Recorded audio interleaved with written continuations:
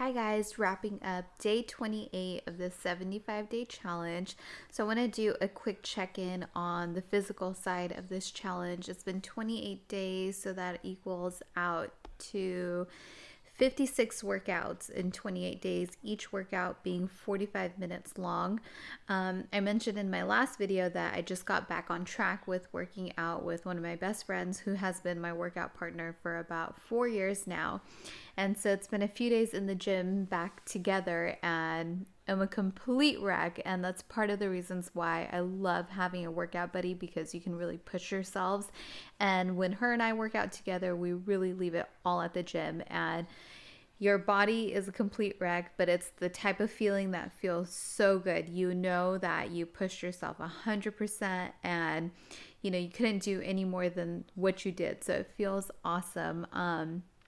But yeah, it's really crazy. I was actually thinking about it today, to think about doing 2 workouts every single day and not having a single day off for 75 days. It's pretty radical, but again, it's just putting you in that mindset of having to execute no matter what. It doesn't matter what's going on, how busy you are with work. I recently posted a day in a life video with Turo. I mean, there are days where I can easily put in 16 hours of just straight work. And even with a day like that, to know that, you have to make sure you're getting your water in, that you're following your diet, you're getting both of your workouts in, and you're getting your reading done, and just, taking your progress picture. I mean, it changes the way that I schedule my days completely. There's a lot of things that I have to opt out of doing because I know that I need to dedicate the time to doing this.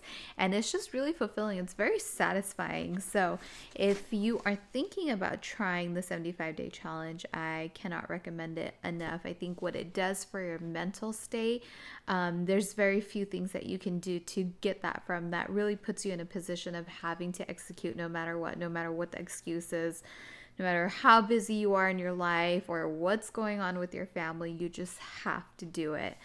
And on that note, I will jump right into my next chapter of The Wealthy Gardener, which was so good. This is lesson 14.4. And it's called Inner Voice. So this is the last piece of the 5 things that make up individuality that I've been going through over the last 5 days. So this one is called Inner Voice. Inner voice, a sense beyond reason or evidence, the persistent intuition that never recedes, believed the wealthy gardener, is the whisper of an inner voice that will not let us down. New worlds open naturally to those who listen and act. I think we each have a right path, said the wealthy gardener.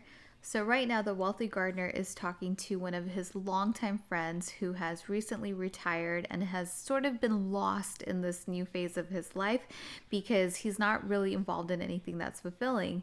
And so his friend has just expressed to the wealthy gardener that he's had this idea that has always sort of nagged at him, and that was to teach. He's wanted to create a teaching program. And so after kind of being in this sort of not such a positive state after being retired, he's finally confiding in his friend and telling him about his idea. So this is the conversation that took place. I think we each have a right path, said the wealthy gardener, and we all have an inner voice. When a dream persists in the heart and it has staying power over many years, I view the attraction with a sacred veneration. It's the guidance of a deeper inner wisdom. Our authentic pull of the inner voice is a persistent aspiration that won't die. It lasts the test of time, and 30 years is a pretty conservative test of time, you old fool, because that's how long he's been thinking about this sort of dream that he's had. Well, you have a few options, said the wealthy gardener. And again, Fred is sort of expressing to him his fears of going into starting up a business at such an old age. Well, you have a few options, said the wealthy gardener. You can decide not to try. You can try and fail, or you can try and succeed. The only question is, upon your final breath, how will you feel about yourself having not tried? That is so important right there that I'm going to reread it one more time. The wealthy gardener tells his friend, well, you have a few options. You can decide not to try, you can try and fail, or you can try and succeed. The only question is, upon your final breath, how will you feel about yourself having not tried? Inner voice, a sense beyond reason or evidence. It describes our curious hunches, intuitions, promptings, or warnings beyond reason or evidence. It is an instinctive sense that feels deep subconscious perceptions. It exists as inscrutable psychic phenomena. It describes an acute sensitivity unavailable to the conscious mind that can be honed and trusted for guidance to avoid regrets. The inner voice is waiting to guide us if only we ask good questions and stay attuned to our feelings during our days. What will you regret if you don't do it, see it, or try it? The answer, when it comes, and most importantly, when it stays, is commonly the inner voice. The life lesson, inner voice. I learned to notice the prodding of a silent voice that provided the directions before I could see a map. And I think that's super important because it kind of boils down to, again, that sort of self-awareness and knowing what's going on within yourself and within your mind. And that usually will always lead you down the path that you need to be headed down.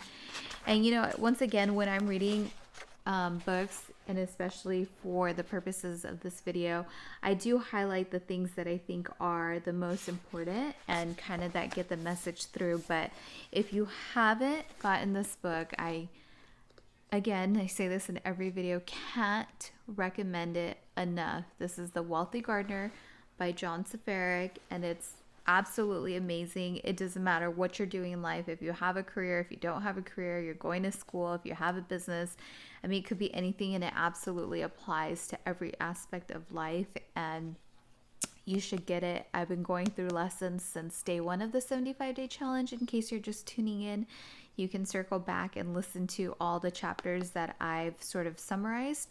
But again, I've read hundreds of books by this point in my life, and this is by far one of the best that I've come across. So go get yourself a copy. The link is in my description below. And as always, thanks for watching, guys. Have a good night. Bye.